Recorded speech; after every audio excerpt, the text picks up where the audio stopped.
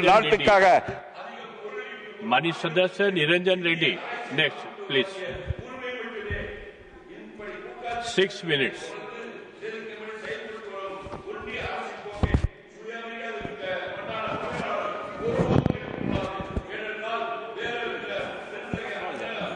Please finish. Tell him to conclude. Complete. Yes, to conclude. I have to start. Conclude your speech. Yes. Thank you, Vice Chairman, sir. A time for considering the demand for supplementary grants is a good time to introspect and review. Sir, we started the year with the budget, which gave a huge income tax exemption. Sir, we are coming close to the end of the year. The government reduced the GST. Sir, these two have resulted in a huge consumer demand and growth. And as the RBI Governor, Sanjay Malhotra, said, India is experiencing a rare Goldilocks period. Sir, we are projected to grow at 7% and we are having a low inflation of 2%.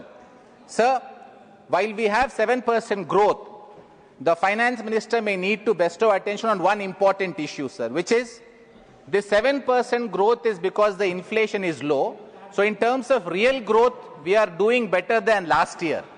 But sir, in relation to the nominal growth, which is the growth year on year, we seem to be lacking behind 1 year. So while this is a cause for cheer and a cause to be happy, it's also a cause to be wary and watchful because we do not want the nominal growth to reduce in any manner. Sir, out of 1.32 lakh crore additional expenditure that is sought in this supplementary grant, the net outgo is 41,455 crores. Sir, I want to focus on one ministry which is taking a huge chunk of this 41,455 crores that is additionally to be borne, which is 31,000 out of this money of 31,066 crores, sir, is sought by Department of Fertilizers. Sir, we understand that we are in a very peculiar situation where we are dependent on imports and subsidies in relation to the fertilizer.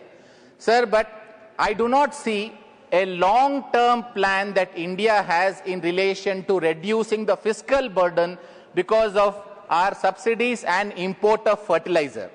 So what we also see that the agricultural policies where we are providing minimum support price for crops that in the longer run and on a worldwide parameter, the demand is reducing. So there's a reducing demand for cereals in the world.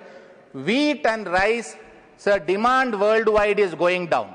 Sir, we have a country like China, which is a neighboring country, which is skewing its agricultural policies to focus on high remunerative crops, and it is reducing its reliance on low remunerative crops. So it is exporting high remunerative crops, it is importing crops which can be imported at a cheaper cost.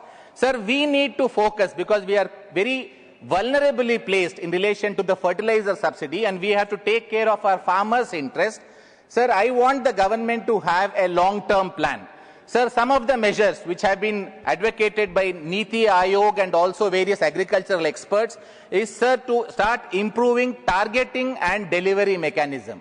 Sir, today the fertilizers are subsidized across the board. Sir, for instance, there are several rich farmers, and I would say, sir, I have a fairly large agricultural holding. If I buy fertilizers in the market, I get the same subsidy that a poor, deserving farmer should get. So there has to be a targeted and improved delivery mechanism where, sir, I think it is only the deserving poorer sections of the farmers who must be granted this subsidy by a direct benefit transfer mechanism. Sir, the government can use technology of DBT. It can look at artificial intelligence for the purpose of actually verifying if the subsidy that can be claimed, if there is going to be a targeted delivery, is something that the farmer is eligible to in terms of the crops that he is saying he is growing and the subsidy that he is seeking. Sir, another very important issue is linking fertilizer policy and water use efficiency. Sir, we are seeing that with rice being increasingly grown, sir, I come from a state of Andhra Pradesh. I represent the state of Andhra Pradesh, which has been traditionally a rice growing state. But I have seen, sir, in the neighboring state, again, where I live for a large part of my life, in Telangana, we have converted to a rice growing state from what we were not. Now, this means increased water consumption, increased water drawing from the water table, increased fertilizer use, increased percolation of chemicals and fertilizers into the groundwater. So in the longer run, this may work for 20 years. Parties in position and power today can get votes because they are giving minimum support prices and giving these subsidies, but they need to have a 30, 40, 50-year vision where this is going to be destructive of Indian ecology, Indian agricultural crop patterns, and also long-term implications for the economy, sir. So last, rising chemical dependence because of this fertilizer subsidy that is being freely granted. Sir, we need to have a policy. I think all political parties need to move out of this vote bank politics to see what is to be done. There has to be a graded mechanism. I think, sir, we all can agree on certain policy where in the longer run, we will be able to reduce this chemical and fertilizer dependency. We have done this with the pension scheme, sir. We can do it with agriculture and fertilizer import and the subsidy that is actually draining away money that could be used for education and health and for poor people. Thank you, sir. बहुत धन्यवाद.